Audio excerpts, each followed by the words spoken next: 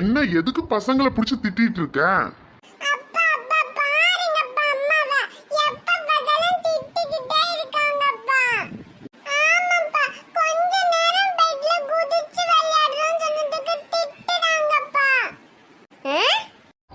மீனா, சரி அது பிள்ளைங்க கிட்ட பொறுமையா சொல்ல வேண்டியது தானே, எதுக்கு இப்படி கடந்து கத்துற?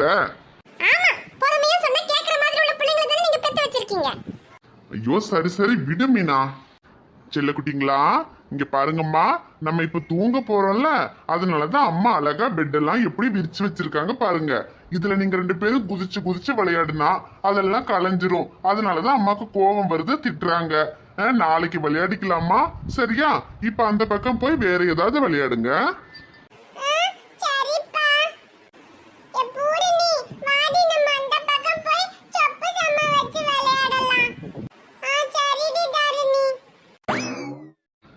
மீனா தான் பசங்க போயிட்டாங்கல்ல, அப்புறம் எதுக்கு மூஞ்சி இன்னும் உருன்னு வச்சிருக்க?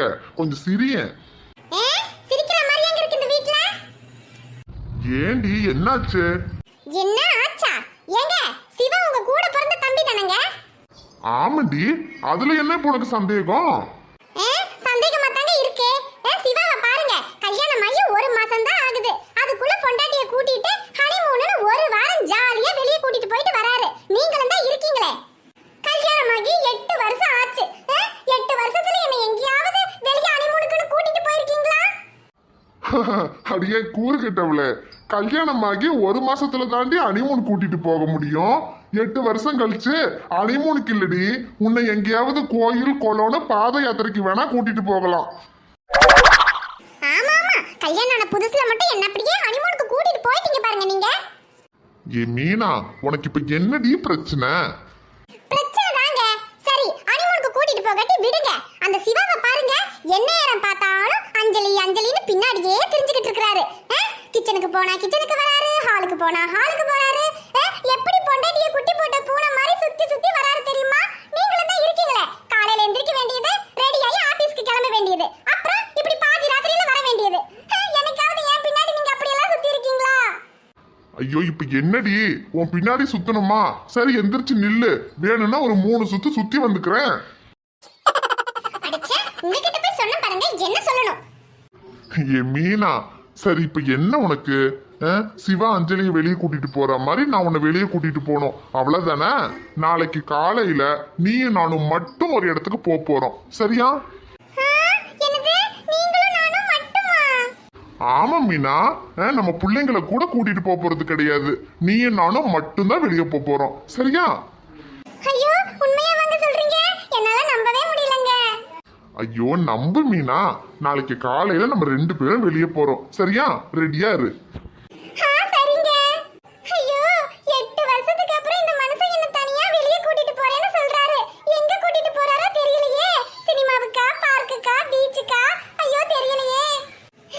நாளைக்கு இருக்கிறதுலயே நல்ல அழகான புடவையா பார்த்து எடுத்து கட்டிட்டு போகணும்.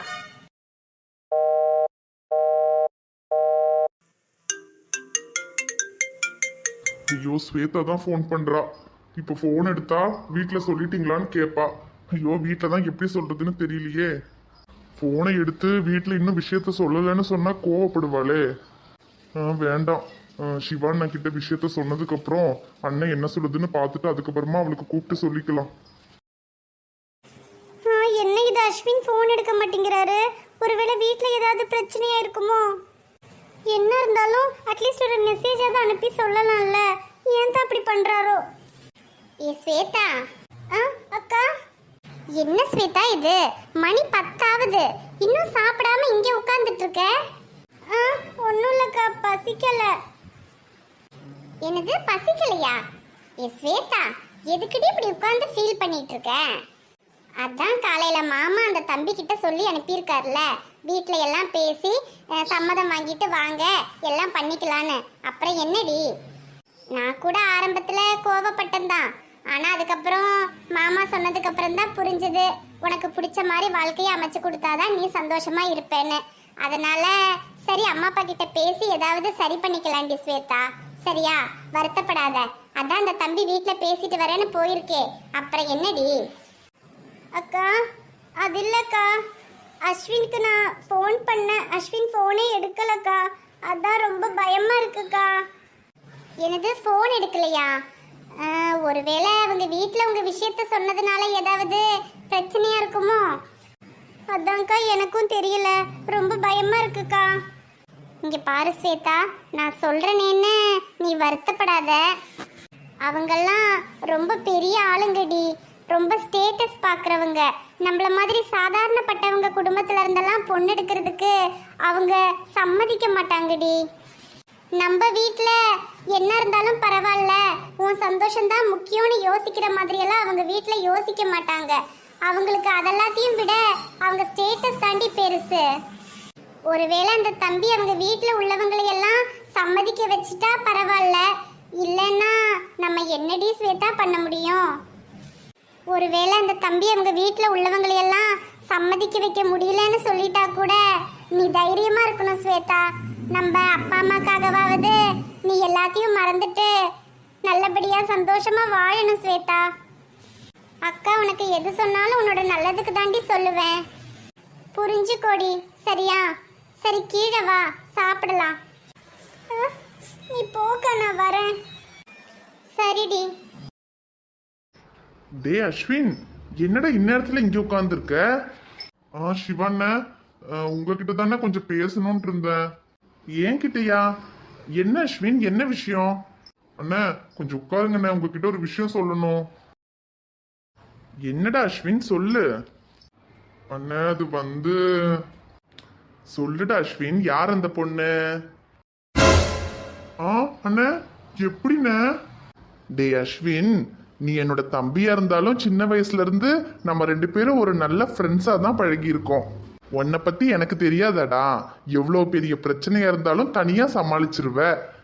இந்த மாதிரி காதல் விஷயம்னா தானடா அண்ணனை தேடி வருவ, அதான் கேட்டேன்.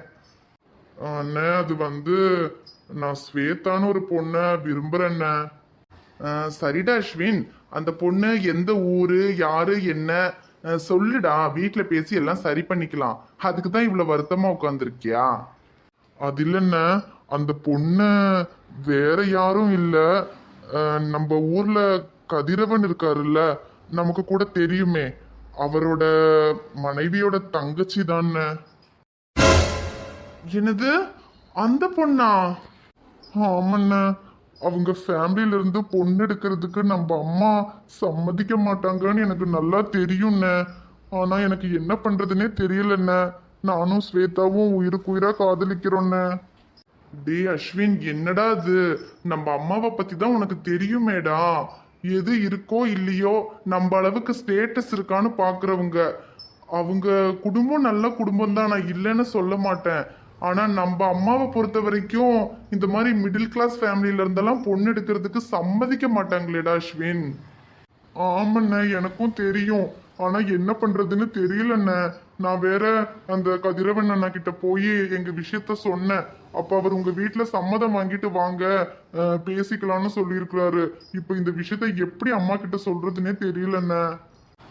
ஐயோ டே அஸ்வின், அதுக்குள்ள எதுக்குடா அவசரப்பட்டு அவர்கிட்ட எல்லாம் போய் விஷயத்த சொன்னேன்? அண்ணா வேற என்னென்ன பண்றது, எனக்கு வேற வழி தெரியலண்ண.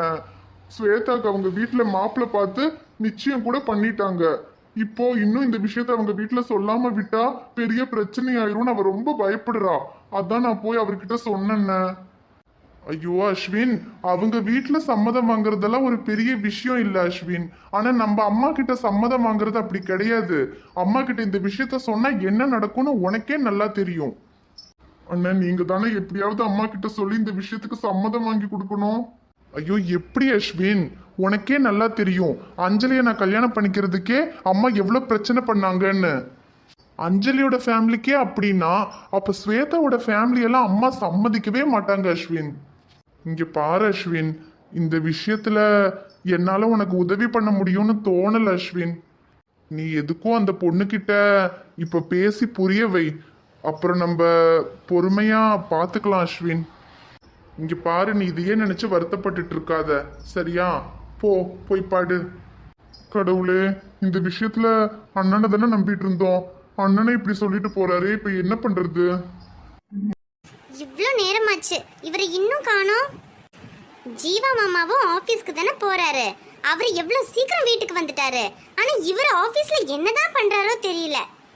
எல்லாரும் கல்யாணமான புதுசுல எப்படா வீட்டுக்கு வருவோம், பொண்டாட்டி கூட இருப்போம், பொண்டாட்டியை கூட்டிட்டு வெளியே போவோம்னு இருப்பாங்க. ஆனா இவரும் இருக்காரே, இன்னும் ஆபீஸ் ஆபீஸ்னு ஆபீஸையே கட்டிட்டு இருக்காரு. இன்னைக்கு வரட்டும், இவர்கிட்ட பேசவே கூடாது. அஞ்சலி, என்ன இவ முகத்தை அந்த பக்கம் திருப்புறா? அஞ்சு குட்டி, அஞ்சு குட்டியாவது பஞ்சு குட்டியாவது கையெடுங்க முதல்ல. ஏன் இப்படி கோவமா இருக்க? பின்ன கோவப்படாம உங்களை தூக்கி வச்சு கொஞ்சணுமோ? அஞ்சலி, இப்ப எதுக்கு இப்படி கோவப்படுற? பின்ன என்னங்க, பெரிய மாமாவும் உங்க கூட தானே ஆபீஸ்ல வேலை செய்யறாரு. அவர் எவ்வளவு சீக்கிரம் வந்துட்டாரு தெரியுமா? நீங்க மட்டும் ஏன் இவ்வளவு லேட்டு? ஓஹோ, இப்ப நான் லேட்டா வந்ததுதான் பிரச்சனையா? லூசு, நான் லேட்டா வந்தேன். ஆனா ஏன் லேட்டா வந்தேன்னு தெரியுமா? அதுக்கு ஒரு காரணம் வச்சிருப்பீங்களே, சொல்லுங்க. அஞ்சலி, நீ தானே சொன்ன மேல படிக்கணும், ஆனா அம்மா காலேஜுக்கு போக சம்மதிக்க மாட்டேங்கிறாங்கன்னு. அதனாலதான் உன்னை எப்படியாவது படிக்க வைக்கணும்ன்றதுக்காக தான் எனக்கு தெரிஞ்ச ஒரு ப்ரொஃபஸர் இருக்காரு, அவர்கிட்ட சொல்லி காலேஜ்ல உனக்காக அட்மிஷன் வாங்கிட்டு வந்திருக்கேன். என்னங்க சொல்றீங்க? எங்க என்ன காலேஜுக்கு அனுப்புறதுக்கு அத்தை சம்மதிப்பாங்களாங்க? தெரியல அஞ்சலி, ஆனா காலேஜ்ல எல்லாம் பேசி அட்மிஷன் வாங்கிட்டேன். இனி அம்மா கிட்ட தான் பர்மிஷன் கேட்கணும். அது ஒன்றும் பிரச்சனை இல்லை. காலையில அம்மாவை பார்த்து எப்படியாவது இந்த விஷயத்த பேசி சம்மதம் வாங்கிடலாம். சரிங்க. எங்க எனக்கு ரொம்ப சந்தோஷமா இருக்குங்க. திரும்பவும் காலேஜுக்கு போறோம், திரும்பவும் படிக்க போறேன்னு நினைக்கும் போது ரொம்ப சந்தோஷமா இருக்கு. சந்தோஷமா இரு அஞ்சலி, நீ சந்தோஷமா இருக்கணும்னு தானே நான் இதெல்லாம் பண்ணிட்டு இருக்கேன்.